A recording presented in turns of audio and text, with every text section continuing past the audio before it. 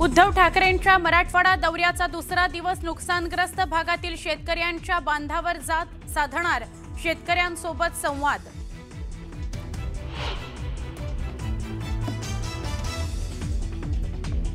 मनसे अध्यक्ष राज ठाकरे आज पुणे दौऱ्यावर। पुण्यातील मुख्य पदाधिकाऱ्यांची घेणार बैठक। स्थानिक स्वराज्य संस्थांच्या निवडणुकीचं बिगुल वाजताच मनसेकडून मोर्चे बांधणीला सुरुवात।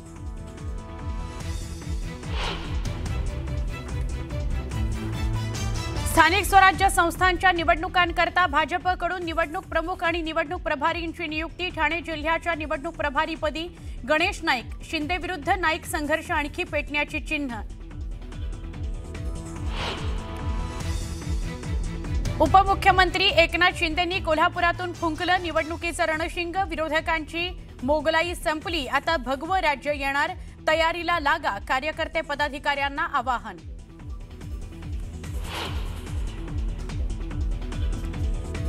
नागपूर अधिवेशनाआधी सरकारी बंगल्यांच्या दुरुस्तीकरता कोट्यवधींचा खर्च। शेतकऱ्यांना मदत सोडून बंगल्यावर खर्च का, रोहित पवारांचा सवाल।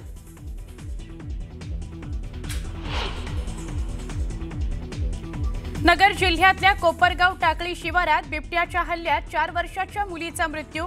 संतप्त जमावानं नगर मनमाड हायवेवर केला रास्ता रोको।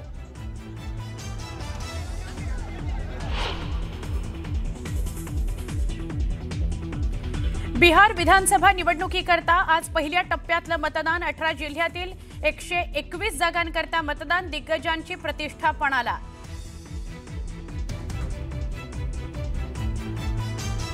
वर्ल्ड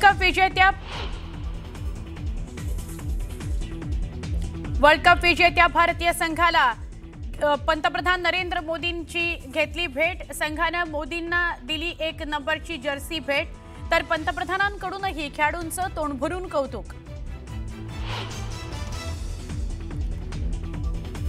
भारत आणि ऑस्ट्रेलिया दरम्यान आज चौथा T20 सामना। मालिकेत आघाडीवर जाण्याचा भारतीय संघाचा असणार प्रयत्न।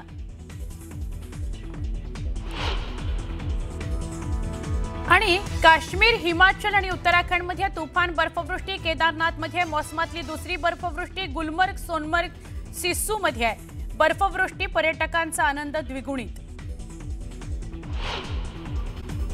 भाजपने राज्यातील सर्व जिल्ह्यातील निवडणूक प्रमुखांची नावे जाहीर केली आहेत। सर्वच जिल्ह्यातील महत्त्वाच्या नियुक्त्या केलेल्या आहेत। स्थानिक स्वराज्य संस्थांच्या निवडणुकांची जबाबदारी महत्त्वाच्या नेत्यांवर देण्यात आली आहे। उपमुख्यमंत्री एकनाथ शिंदे यांच्या ठाण्यात मंत्री गणेश नाईक यांची निवडणूक प्रभारी म्हणून नियुक्ती केली आहे। तर ठाणे शहर, ग्रामीण, कल्याण, उल्हासनगर, मीरा भाईंदर, भिवंडी आणि नवी मुंबई या सर्व ठिकाणी गणेश नाईक निवडणूक प्रभारी असणार आहेत। मुंबईची जबाबदारी आशिष शेलार यांच्यावर देण्यात आली आहे, तर शिंदे यांच्या बालेकिल्ल्यात नाईक यांच्यावर जबाबदारी दिली आहे। बीड जिल्हा निवडणूक प्रमुखपदी आमदार सुरेश धस, तर निवडणूक प्रभारी म्हणून मंत्री पंकजा मुंडे यांची नियुक्ती करण्यात आली आहे। सातारा जिल्ह्यामध्ये मंत्री शिवेंद्रराजे भोसले यांच्यावर मोठी जबाबदारी देण्यात आली आहे। सांगली जिल्ह्यामध्ये आमदार सत्यजित देशमुख, कोल्हापुरात आमदार अमल महाडिक यांच्यावर जबाबदारी देण्यात आली आहे।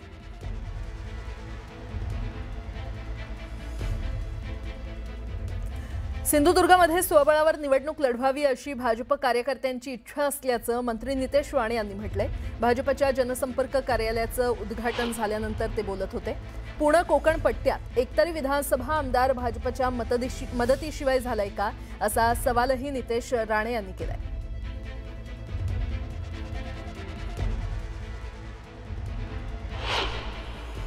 निवडणुका आहेत, शेवटी स्वबळाची भाषा होते आणि ताकद भारतीय जनता पक्षाची असल्यामुळे प्रत्येक कार्यकर्त्याला भावना अशी आहे की आम्ही स्वबळावर लढून भारतीय जनता पक्षाचा झेंडा वरती फडकला पाहिजे, हे प्रत्येकाच्या मनात आहे, प्रत्येकाच्या मनात आहे। त्याच्यामध्ये काही चुकीचं नाही, काही चुकीचं नाही, कारण का आपण मेहनत केली आहे। रोज सकाळी पेपरात उठतो, हा आव्हान देतोय, ते आव्हान देतो। मी मनात बोलत आहे ह्याला मीच नगराध्यक्ष बनवलं आणि हाच मला आव्हान द्यायला लागलाय।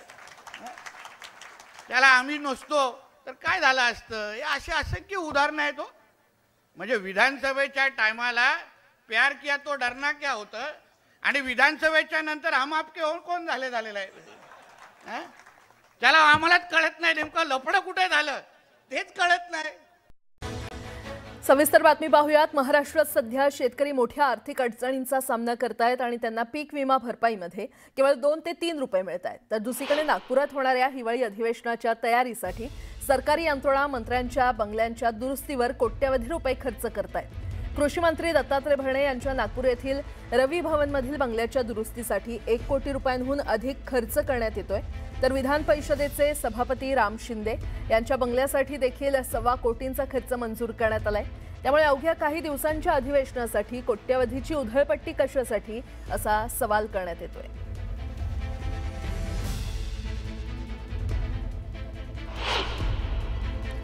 तर कोणत्या मंत्र्यांच्या शासकीय बंगल्यावर किती खर्च प्रस्तावित आहे आपण ग्राफिक्सच्या माध्यमातून पाहूयात।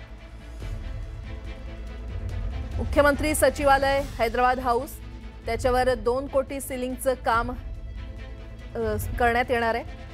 त्यानंतर देवगिरी 90 लाख नव्या रूमचं बांधकाम इथे करण्यात येणार आहे, खर्च होणार आहे 90 लाख। त्यानंतर कॉटेज नंबर 29 खर्च असणार आहे 1.9 कोटी, नव्यानं स्ट्रक्चर उभारणी तिथे करण्यात येणार आहे। राहुल नार्वेकर यांच्या कॉटेज नंबर 1 वर 1.6 कोटींचा खर्च करण्यात येणार आहे। त्यामध्ये सीलिंग, टाइल्स, फर्निचर आणि रंगकाम करण्यात येणार आहे। तसंच रवी भवन, नागभवन, हैदराबाद हाऊस कॉटेजेस याचा खर्च हा 93 लाखांचा असेल। दुरुस्तीची कामं तिथे केली जातील। तसंच इलेक्ट्रिक काम 1 कोटी रुपयांचं प्रस्तावित आहे। त्यामध्ये चादर, बेड, इतर वस्तू खरेदी 20 कोटी प्रस्तावित आहे।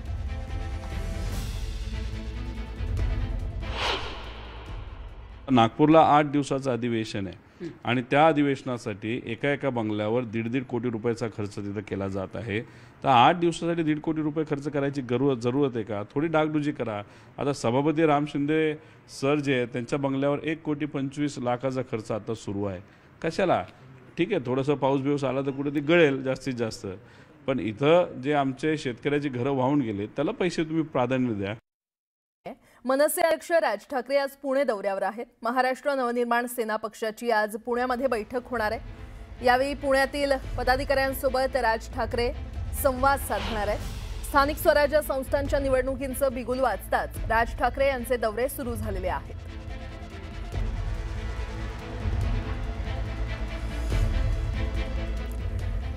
तर तिकडे उद्धव ठाकरेंच्या मराठवाडा दौऱ्याचा आजचा दुसरा दिवस आहे। बुधवारपासून उद्धव ठाकरे 4 दिवसांच्या मराठवाडा दौऱ्यावर आहेत।